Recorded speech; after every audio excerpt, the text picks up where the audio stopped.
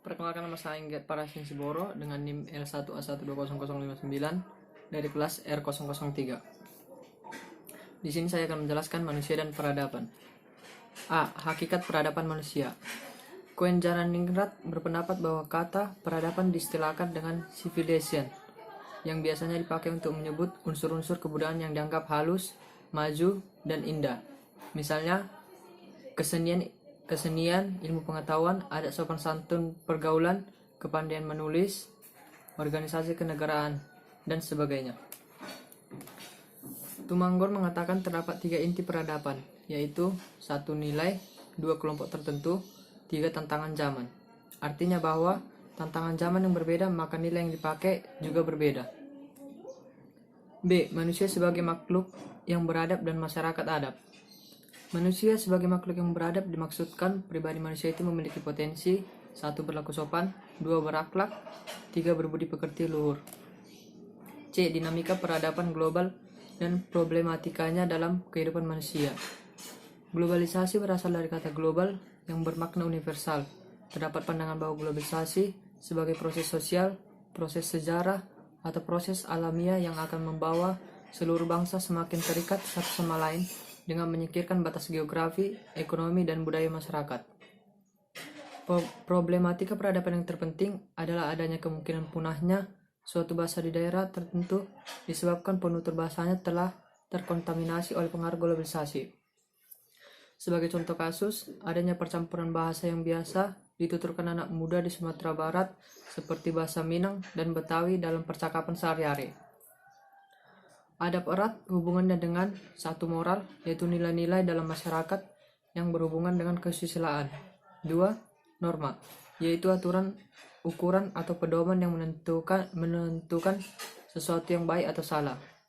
3. Etika, yaitu nilai-nilai dan norma tentang apa yang baik dan buruk dan menjadi pegangan dalam mengatur tingkah laku manusia. 3. Estetika, yaitu sesuatu yang tercakup dalam keindahan, kesatuan, keselarasan, dan kebalikan. Manusia madani. Masyarakat madani dapat dikatakan sebagai masyarakat yang berkembang sesuai dengan potensi budaya, adat istiadat, dan agama. Masyarakat madani bertujuan memungkinkan terwujudnya suatu masyarakat yang mandiri, berkeadilan, adanya persamaan, kebebasan dan kemajemukan, serta jujur dan taat hukum. Tradisi dan modernisasi. 1. Dalam pengertian sederhana, tradisi dikatakan sebagai sesuatu yang dilakukan sejak lama dan menjadi bagian dari kehidupan suatu kelompok masyarakat, biasanya dari suatu negara, waktu, ataupun agama. Sedangkan modernisasi merupakan proses penerapan ilmu, pengetahuan, dan teknologi ke dalam semua segi kehidupan manusia yang berbeda-beda, tetapi memiliki tujuan untuk meningkatkan taraf hidup yang lebih baik. Perubahan kebudayaan. A. Konsep perubahan kebudayaan. Suatu kebudayaan bersifat dinamis, artinya selalu mengalami perubahan. 2. Menurut Persudi Suparlan, perubahan kebudayaan adalah perubahan yang terjadi pada sistem ide yang dimiliki bersama oleh para warga atau sejumlah warga yang mencakup aturan-aturan dan norma-norma seperti nilai-nilai, teknologi, selera, dan rasa keindahan atau kesenian dan bahasa. Koenjaraningrat berpendapat bahwa kebudayaan meliputi 3 wujud, yakni 1 ide, 2 aktivitas, dan 3 benda. Herper mendefinisikan perubahan sosial sebagai perubahan yang signifikan mengenai struktur sosial. Terdapat 5 tipe perubahan sosial. 1. Perubahan dalam personal, contoh perubahan peran dan fungsi perempuan dalam masyarakat. 2. Perubahan dalam cara bagian-bagian struktur sosial berhubungan, contoh perubahan alur kerja birokrasi dari yang manual menjadi online.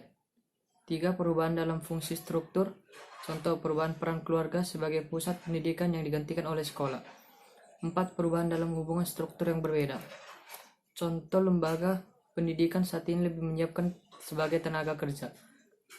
5. Kemunculan struktur baru menggantikan struktur sebelumnya, contoh munculnya KPK menggantikan korupsi. B. Faktor-faktor penyebab perubahan. 1. Bertambah dan berkurangnya penduduk. 2. Inovasi. Dalam hal ini diartikan sebagai penggunaan hal-hal baru seperti alam, energi, dan modal. Menurut Koenjaraningrat, ada 3 faktor pendorong mengembangkan penemuan baru, yakni 1. Kesadaran individu akan kekurangan dalam kebudayaan, 2. Mutu dari keahlian dalam kebudayaan. 3. Sistem perangsang bagi aktivitas mencipta dalam masyarakat. 4. Pertentangan atau konflik dalam masyarakat. 5. Terjadinya pemberontakan atau revolusi dalam masyarakat. 6. Terjadinya bencana alam atau kondisi lingkungan fisik. 7. Peperangan. 8. Adanya pengaruh kebudayaan masyarakat lain. C. Faktor-faktor yang mempengaruhi atau mempercepat proses perubahan. 1. Kontak dengan budaya lain. 2. Sistem pendidikan formal yang baru. 3. Sikap menghargai hasil karya seseorang dan keinginan untuk maju. 4. Toleransi terhadap perilaku menyimpang. 5. Sistem stratifikasi masyarakat yang terbuka. 6. Penduduk yang heterogen. 7. Ketidakpuasan masyarakat terhadap bidang kehidupan tertentu. 8. Adanya orientasi masa depan. 9. Adanya nilai bahwa manusia harus selalu berusaha untuk memperbaiki kehidupannya. D. Faktor-faktor yang menghambat proses perubahan. 1. Kurangnya kontak sosial. 2. Perkembangan ilmu pengetahuan yang lambat. 3. Sikap masyarakat yang tradisional. 4. Adanya kepentingan yang telah tertanam dengan kuat. 5. Rasa takut akan terjadinya kegoyahan pada integrasi kebudayaan. 6. Prasangka terhadap hal-hal yang baru atau asing maupun sikap tertutup masyarakat. 7. Hambatan-hambatan yang bersifat ideologis.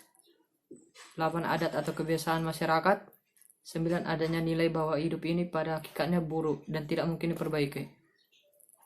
E. Pola-pola perubahan. Evolusi dalam hal ini memiliki asumsi. Pertama, masyarakat dan kebudayaan akan berevolusi dan berkembang. Kedua, perkembangan terjadi secara lambat dalam waktu relatif lama. Ketiga, perkembangannya bertingkat dan bertahap. Difusi. Terdapat 3 proses difusi. 1. Simbiotik, artinya adanya pertemuan antara individu dari suatu masyarakat dengan individu dari masyarakat atau kebudayaan lainnya, tanpa mengubah kebudayaan masing-masing. 2. Penetration spesifik, artinya masuknya kebudayaan asing dengan tidak disengaja dan tanpa dipaksa. 3. Penetration violent, artinya adanya kebudayaan asing yang masuk secara terpaksa. Akulturasi diartikan sebagai adanya pengaruh satu kebudayaan terhadap kebudayaan lain atau saling mempengaruhi sehingga mengakibatkan perubahan kebudayaan. Sekian dari saya. Jika ada salah kata, saya mohon maaf.